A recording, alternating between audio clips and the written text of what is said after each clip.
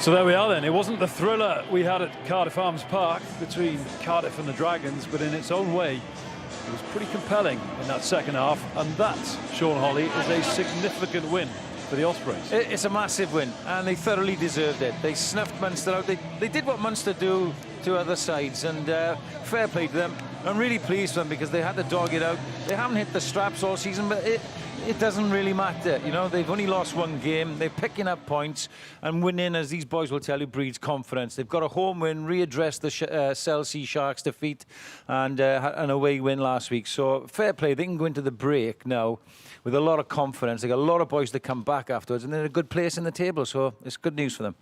It had shades of that Welsh derby at Swansea.com Stadium against Cardiff, didn't it? I think 18-14 was the final score in that one.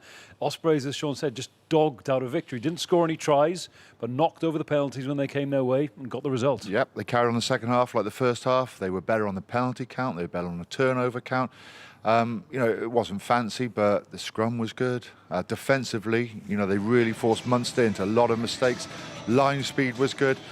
But I think we knew in the first 5 minutes it wasn't going to be like a free-for-all, like a buffet all-you-can-eat game. It was going to be tight, it was going to be close, and look, they did really well. I was actually quite surprised how poor Munster were as well on the same side. You know, like you got Conor Murray coming on, you got Delande coming on. You think two big players are going to make a difference? No, they didn't have any space, and a lot of Ospreys pressure. Well, that's what pressure does to you, isn't it? So when you feel that heat, when you're trying to attack, you're trying to get a bit of rhythm in your game. If you've got line speed, if you've got teams putting shots on you, competing hard at the breakdown, it just completely snuffs out your attack, and you end up going backwards. And you've mentioned a few names making bad mistakes in that last quarter for Munster.